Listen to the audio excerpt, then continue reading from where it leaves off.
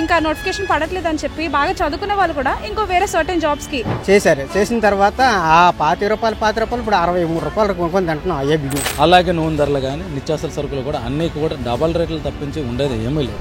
మా పథకం మాకు వస్తే చాలు, మిగతా వాళ్ళు వెళ్ళకపోయినా పర్లేదు.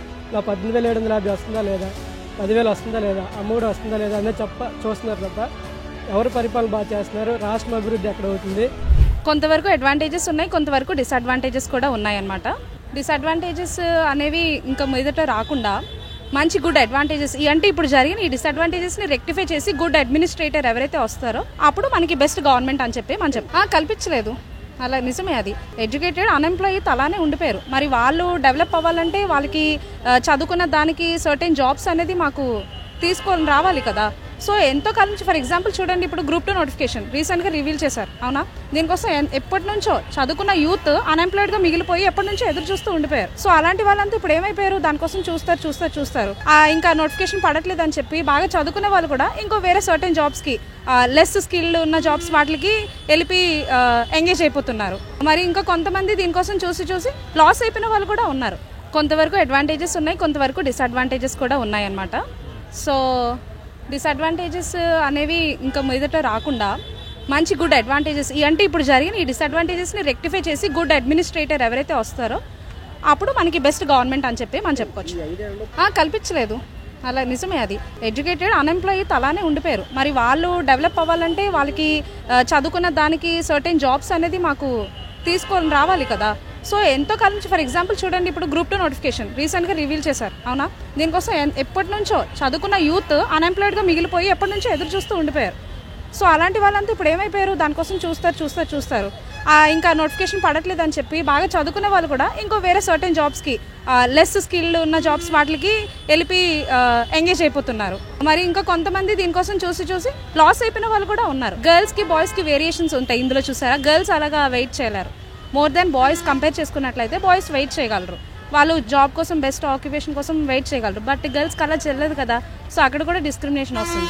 జగన్మోహన్ రెడ్డి పరిపాలన సంక్షేమ పథకాలు అంటున్నారు, రేట్లు బాధేస్తున్నారు. రేట్ల మీద సంక్షేమాలు ₹10 రేట్లు ఏమైనా ₹100 వేస్తున్నారు రోజుకి. రాష్ట్రంలో వచ్చే ఇన్కమ్ లేదు, ఎటువంటి పరిశ్రమలు రావట్లేదు, ఇన్కమ్ లేదు, అప్పులు తెచ్చి మాకు పెడుతున్నాడు. మా మీద మళ్ళీ రేట్లు బాధేది, సగం రేట్లు అన్ని. ఒక్క ఛాన్స్ పోటేశారు కదా, తగ్గట్టు చేశాడు ఏం లేదండి. ఎందుకు చేయలేకపోతున్నాడు ఈయనే కదా, వీళ్ళ నాన్నగారు ఉంటప్పుడు కూడా అంత ₹13 బియ్యాన్ని ₹50 చేశారు. చేసిన తర్వాత ఆ ₹50 ఇప్పుడు ₹63 కొనుక్కొని తింటున్నాం. అయ్యే బియ్యం. ఈయన పరిపాలన అంతా ఉద్యోగస్తులు వేస్తారు ఈయనకి, అంతే. ఉద్యోగస్తుల్లో వ్యతిరేకం వచ్చింది, అవుట్ సోర్సింగ్ లో వ్యతిరేకం వచ్చింది. నమ్మే పరిస్థితి ఎవరికి లేదు. నమ్మే పరిస్థితి అంటే ఇంకా ఆటోమేటిక్గా ఏదైనా స్కామ్ చేసి రావాలి తప్ప నమ్మే పరిస్థితి ఏం లేదండి. ఎడ్యుకేషన్ సొసైటీకి అయితే ఏమైనా యూజ్ అండ్ త్రో అయిపోయింది యాక్చువల్గా. అని చెప్పు కూడా సంక్షేమ పథకాలు అనేసి రాష్ట్ర తాలూకా అమౌంట్ని మొత్తం బడ్జెట్ని మొత్తం వాళ్ళకి వృధా ఖర్చు తప్పించి పనికొచ్చేది ఏమీ లేదు. నేను ఒక ఎంఏ ఇంగ్లీషు, ఈరోజు నేను ఎంఏ ఇంగ్లీష్ అయ్యి కూడా ఒక లెక్చరర్ పొజిషన్లో లేకుండా నేను చాలా బాధపడతాను కూడా. మెయిన్ అడ్మినిస్ట్రేటివ్ కొరత చాలా ఏర్పడిందన్న. ఆయన అయితే అది ఒక్కటి పట్టించుకోలేదు. మెయిన్ సింగిల్ జడ్జిమెంట్ అనేది అంటే ఆయన ఒక్క నిర్ణయం ఆయన తాటిపై వెళ్తాను తప్పించి, కానీ జనాల తాలూకది స్టూడెంట్స్ ఏం చేస్తానో భవిష్యత్తు నేను తెలియదు. స్టూడెంట్ని బేస్ చేసుకుని తల్లిదండ్రులకు ఏదో పథకాలు ఇస్తున్నాను, అమౌంట్ ఇస్తున్నాను కదా, ఆ డబ్బులు ఇస్తే పిల్లలకి చెప్పి ఏదో చేయగలరు కదా, అంతకుమించి చేసేది ఏమీ లేదన్న. అందరూ భయభ్రాంతులు అంటే ఏముంది, స్టేట్ ఇప్పుడు మేము చదువుకుని ఉన్నాం కాబట్టి మరి 10-20 సంవత్సరాలు వెనక్కి వెళ్ళిపోతుంది. దీన్ని మనం ఎలా కాపాడుకుని ముందుండాలి, ఇతర రాష్ట్రాలతో పోలిస్తే మనము ఒక డిగ్నిఫైడ్గా రాష్ట్రం ముందుండాలి, మనము కోరుకోవాలి. ఎక్కడికి వెళ్ళే సరే ఏపీ వాడమని అంటే గర్వంగా చెప్పుకునే విధంగా ఉండాలి, ఉద్యోగం చేసే విధంగా మాకు కూడా ఉండాలి. కానీ ఈ ప్రభుత్వం ఏం జరిగేది లేదన్న. మెయిన్ అడ్మినిస్ట్రేటివ్ సీనియర్ నాయకులు చంద్రబాబు నాయుడు గారు, ఆయనకి అడ్మినిస్ట్రేటివ్ తెలుసు. మేము పార్టీ పరంగా అయితే ఏం మాట్లాడేది లేదు, మేము యాజ్ ఎ స్టూడెంట్స్. జగన్ గారు అనేది మేము కాదనట్లేదు, కానీ ఇది వ్యత్యాసం అనేది చాలా బాగలేదు. అమౌంట్ ఇస్తున్నాం తల్లిదండ్రులు కానీ అంటే ఉపాధి ఏదండి, మీరు ఇచ్చారు అమౌంట్, డబ్బులు వేస్తున్నాం, 10,000 వేస్తున్నాం, ₹18,750 వేస్తున్నాం. కరెంటు బిల్లు యాక్చువల్గా నాకు ఎలక్ట్రికల్లో నాకు టచ్ ఉందండి, నేను బిల్స్ తెస్తాను. బిల్లు ₹3.5 మొన్న 3 సార్లు పెంచారండి. వాది తల్లిదండ్రులు తెలియదు, పే చేసే వాళ్ళు మా స్టూడెంట్స్ మాకు తెలుసు. అలాగే నూనె ధరలు కానీ నిత్యావసర సరుకులు కూడా అన్నీ కూడా డబల్ రేట్లు తప్పించి ఉండేది ఏమీ లేదు. దీని ద్వారా ఏముందండి, అమౌంట్ ఇస్తున్నాడో లాక్కుంటాడు అంతే. అదేమంటుంది మా పేరెంట్స్కి ఏమో తెలియదు. ఇస్తున్నాడు కదా నీకెందుకు, మేము పెట్టుబడి పెడుతున్నాం కదా వాళ్ళు అనుకుంటాను కదా, పెట్టుబడి పెట్టే దీనికి మనం డబ్బులు కడతాం అన్న విషయం వాళ్ళకి తెలియదు. మేము చదువుకుని ఉన్నాం కాబట్టి ఈ స్టేట్ని కాపాడుకోవాల్సిన బాధ్యత కూడా మా పైన కూడా ఉంది. కాబట్టి ఒకసారి ఒక నాయకుడు అనేది ఒక గద్దెక్కినచ్చి ఏముంటుందంటే ఇతర పార్టీలు కూడా ఫైటింగ్ చేస్తారు తప్పించి, కానీ గద్దె దించే అంత రాష్ట్రపతి పరిపాలన ఇప్పుడు తెచ్చుకోలేదండి. యాక్చువల్గా తెచ్చుకోవచ్చు, కానీ దీనికి తోడేటంటే నాయకులు అనేవాళ్ళు రౌడీలుగా గుండెలా చేసి జనాలని భయభ్రాంతులు చేసి ఇప్పుడు మా ఇంటికి డబ్బులు ఇస్తున్నారు అనుకో, నాయకుని పంపించడం, మనం ఏదైనా మాట్లాడామంటే నీకు అది ఆఫ్ చేస్తామంటాం. పేరెంట్స్ ఏమనుకుంటారంటే వచ్చే డబ్బులు ఎందుకులే ఇస్తుంది గవర్నమెంట్ ఊరికనే, కట్ చేస్తే ఏమైపోద్దు మేము తిరిగి ఫైట్ చేస్తే ఎవరెక్కడ ఉండాలో వాళ్ళు అక్కడే ఉంటారు. 100% పరిపాలన మారాలంటారా? తప్పకుండా సార్, 100గా ఒక 1% ఎక్కువే కానీ తక్కువైతే లేదు.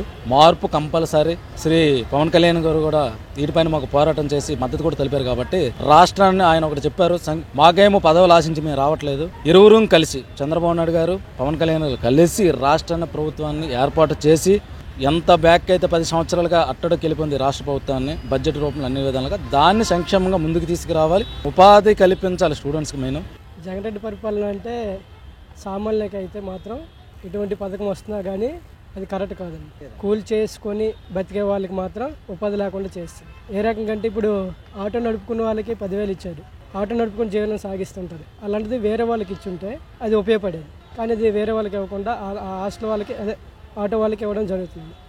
అది కూడా ఒక తప్పు. అభివృద్ధి అనేది ఎక్కడ జరగట్లేదు. ఈ సంక్షేమ పథకాల వల్ల అప్పులు చేసేసి రాష్ట్రాన్ని అప్పుల పాలు చేస్తున్నారు తప్ప పనికి వచ్చిన పని అయితే చేయట్లేదు. ఎందుకు చేయలేకపోతున్నారంటే ప్రజలు కూడా అలాగే ఉన్నారు. మా పథకం మాకు వస్తే చాలు, మిగతా వాళ్ళు వెళ్ళకపోయినా పర్లేదు, నా 18,750 వస్తుందా లేదా, 10,000 వస్తుందా లేదా, అమ్మఒడి వస్తుందా లేదా అనేది చూస్తున్నారు తప్ప ఎవరు పరిపాలన బాగా చేస్తున్నారు, రాష్ట్రం అభివృద్ధి ఎక్కడ అవుతుంది, ఇక్కడ ఐటీ కంపెనీస్ తెస్తున్నారు లేదా, ఉద్యోగాలు ఇస్తున్నారు లేదా, అది మాత్రం చూడట్లేదు. నా ఇంటి పరంగా నాకేటవుతుంది, నాకేం వస్తుంది, అది మాత్రమే చూస్తుంది. అతనికి, అతని మంత్రులకి, అతని పార్టీ కార్యకర్తలకు తప్ప ఇంకెవరికి కూడా మంచి జరిగేటట్టు నాకు అనిపించట్లేదు. ఎవరేస్తే బాగుంటుందంటే ఇప్పుడు అతను తప్పించిన తర్వాత చంద్రబాబు నాయుడు ఉన్నారు, పవన్ కళ్యాణ్ ఉన్నారు. ఆ రెండు ఇప్పుడు ఒకే తాటి మీద వెళ్తున్నాయి కాబట్టి ఎవరిని ఎంచుకున్నా పర్లేదండి, కానీ అతను మాత్రం రాకూడదు. జగన్ మాత్రం రాకూడదు. మళ్ళీ నేనే వచ్చేస్తానంటున్నాడు, మళ్ళీ జగన్ వస్తారంటే ఎవరిదేమో వాళ్ళకి ఉంటుందండి. ఇప్పుడు ఈ టీడీపీదేమో టీడీపీకి ఉంటుంది, జనసేనకి ఉంటుంది, వైసీపీకి ఉంటుంది. ఎవరిదేమో వాళ్ళకి ఉంటుంది. డబ్బులు ఉన్నాయి కదా నేను పని చేస్తాను, వాళ్ళు తిరిగిపోతారు ఆటోమేటిక్ నైట్ అని అనుకుంటున్నారు తప్ప అది మాత్రం వాస్తవం కాదు. ఈ సంవత్సరం ఎలక్షన్ అయ్యేటప్పుడు పార్టీ మరియు కొత్త ప్రభుత్వం మాత్రం ఏర్పాటు చేస్తారు. జనసేన కలిసి ప్రభుత్వం ఏర్పాటు చేస్తారు ఖచ్చితంగా 100% చెప్పగలను.